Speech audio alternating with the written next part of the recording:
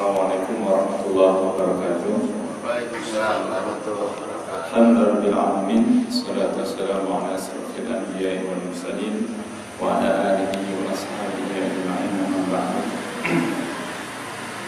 Alhamdulillah, bersyukur kita panjatkan kepada Allah Subhanahu wa taala atas segala limpahan nikmat dan rahmat-Nya sehingga kita bisa melaksanakan kewajiban kita yaitu salat subuh secara berjamaah.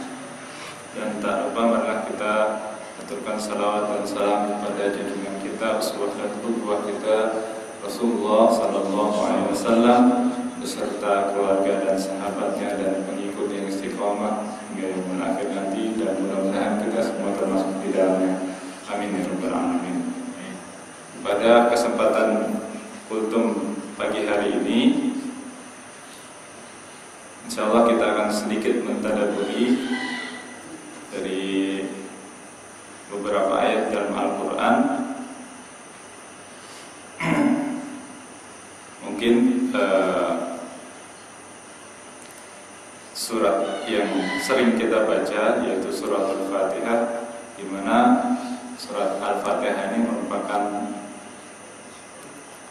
rukun ya, dari sholat kita. Artinya wajib dibaca di setiap sholat kita.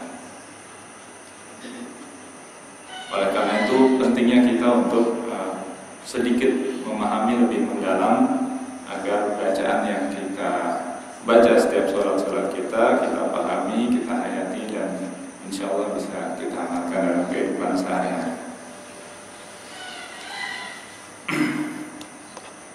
Sebagaimana kita ketahui bahwa surat Al-Fatihah merupakan pembuka ya, sebagaimana namanya Al-Fatihah ya, sebagai pembuka yang diawali dengan Bismillahirrahmanirrahim ya. Di mana secara bahasa sering kita lihat di terjemahan, Bismillah itu berarti dengan menyebut nama Allah, Ar-Rahman Ar-Rahim, yang Maha Pengasih dan Maha Penyayang.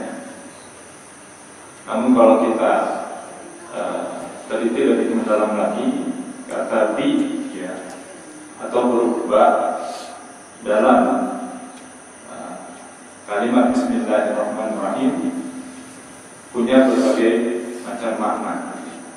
Kalau kita terjemahkan itu dengan, padahal kalau dengan itu ada pada katanya itu maaf, tapi tidak dipakai.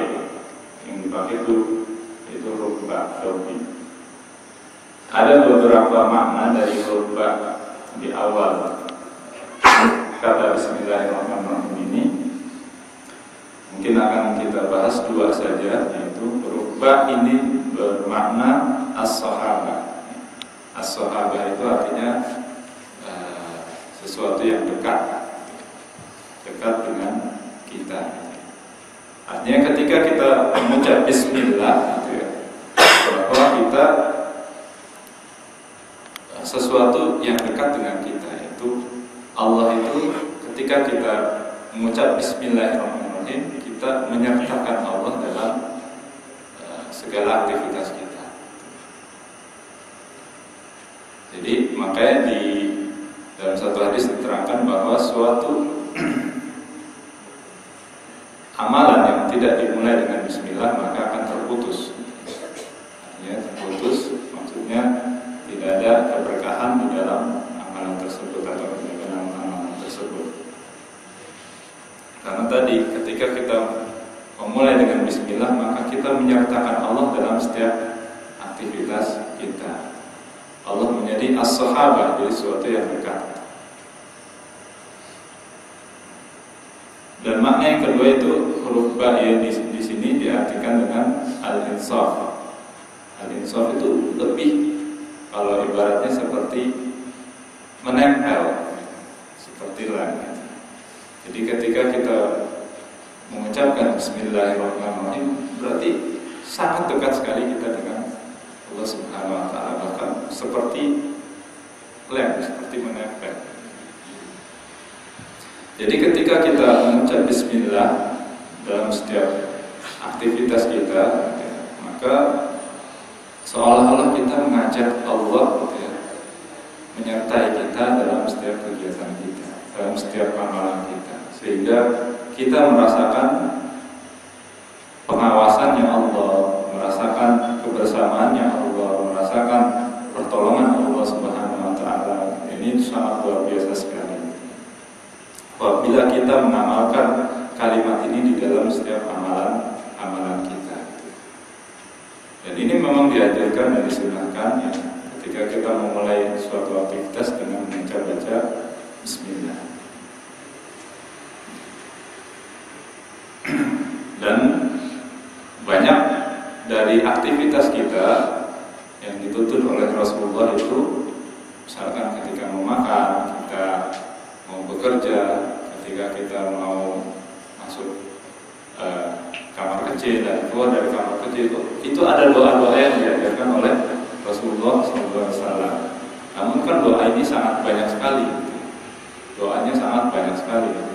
Kalau kita nggak hafal, ya udah cukup dengan ini aja, Bismillah, sudah cukup, seperti itu. Kalau kita nggak hafal doa masuk kamar kecil, keluar kamar kecil, masuk ke masjid, keluar ke masjid, kalau nggak hafal doanya ya cukup, ini cukup, Bismillah aja sudah cukup. Ya, ini sesuai dengan karakteristik Islam, yaitu Islam agama yang mudah, gitu ya. Jadi kalau kita tidak hafal doa-doanya, ya cukup baca Bismillah saja. Ar-Rahman Ar-Rahim, jadi bahwa Allah mempunyai Maha Pengasih dan Maha Penyayang. Ulama tafsir menafsirkan bahwa Ar-Rahman itu Allah Maha Pengasih dan Maha Penyayang itu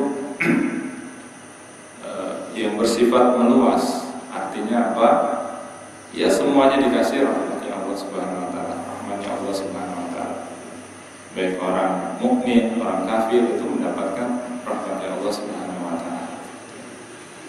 Sedangkan kalau Ar-Rahim itu lebih kepada memanjang. Artinya apa? Fid dunya wal akhirah. Jadi orang-orang yang mendapat Ar-Rahim itu tidak hanya di dunia tapi memanjang sampai di akhirat. Dan ini khusus kepada orang-orang yang mukmin saja. Ya. Karena orang-orang yang kafir ketika di akhirat kelak tidak mendapatkan rahim, tidak mendapatkan kasih sayangnya Allah Subhanahu wa Ta'ala, tetapi di akhirat kelak yang ditegakkan adalah keadilannya Allah Subhanahu wa Ta'ala. Itu makna singkat dari Bismillahirrahmanirrahim. Kemudian dilanjutkan dengan Alhamdulillahirabbil alamin. Segala puji bagi Allah, hanya milik Allah, Rabb seluruh alam. Alhamdulillah sini menunjukkan segala puji. Segala puji lillah, hanya untuk Allah. Di sini kenapa dipakai kata alhamdulillah? Ya, memakai kata benda isim ya, dalam bahasa Arab tidak memakai kata kerja. Sebagaimana kita ketahui bahwa dalam bahasa Arab kata kerja itu ada kata kerja lampau ya, yang sudah kita lakukan atau fi'il madhi. Ada juga kata kerja fi'il mudhari, kata kerja sekarang dan ke depan. Ya, kalau dipakai kata kerja itu seolah-olah kita memuji Allah hanya misalkan pakai fi'il madhi hanya untuk masa lampau saja. Atau kalau kata kerja fi'il mudhari sekarang dan ke depan saja. Nah, kalau pakai isim maka dahulu, sekarang dan ke depan kita selalu memuji Allah Subhanahu wa Ta'ala. Jadi ketika kita baca alhamdulillah maka kita selalu memuji Allah, bersyukur kepada Allah apapun kondisi kita. Mau dikasih kenikmatan ya kita alhamdulillah. Mau dikasih musibah ya kita tetap memuji Allah. Dalam segala situasi dan kondisi kita tetap memuji Allah Subhanahu wa Ta'ala. Jadi ketika kita mengucap Alhamdulillahirabbil alamin, maka kita selalu memuji Allah, bersyukur kepada Allah atas segala yang menimpa kepada diri kita. Karena segala sesuatu yang menimpa kepada diri kita dan Allah takdirkan kepada kita pada hakikatnya adalah kebaikan, walaupun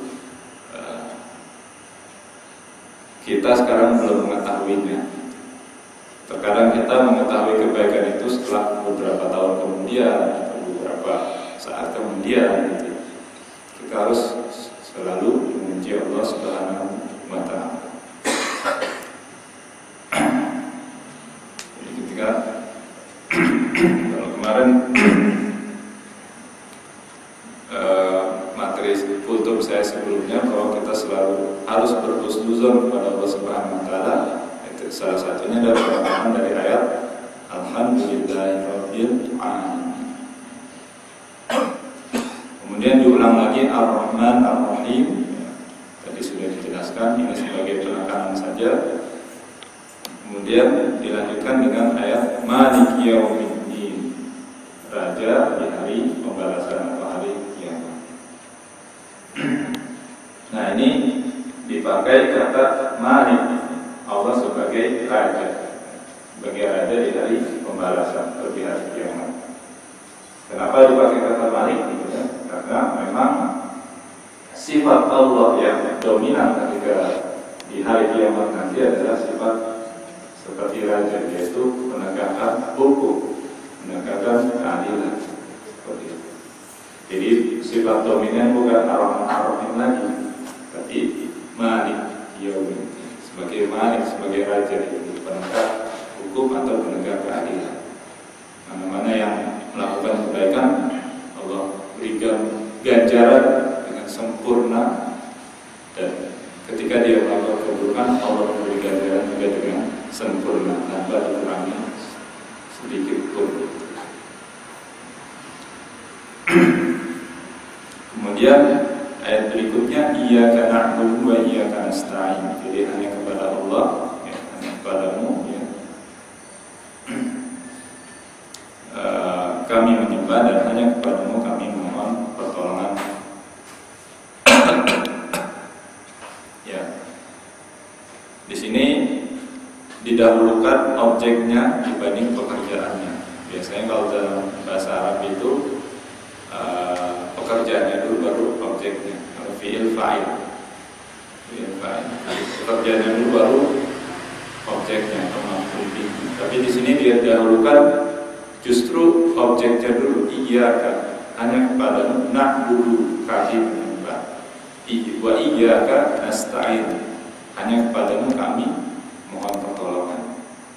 Ya. Jadi salah satu hikmahnya adalah bahwa yang kita sembah dan yang kita mintai pertolongan itu sesuatu atau objek yang sangat luar biasa, yang sangat agung, yang sangat mulia, yang sangat terhormat, bahkan maha mulia. Jadi makanya penyebutan objeknya didahulukan. Jadi ketika kita mengucap Iyyaka na'budu wa iyyaka nasta'in, harusnya ada rasa timbul pengagungan kita kepada Allah Subhanahu wa ta'ala, rasa timbul ta'dzim kita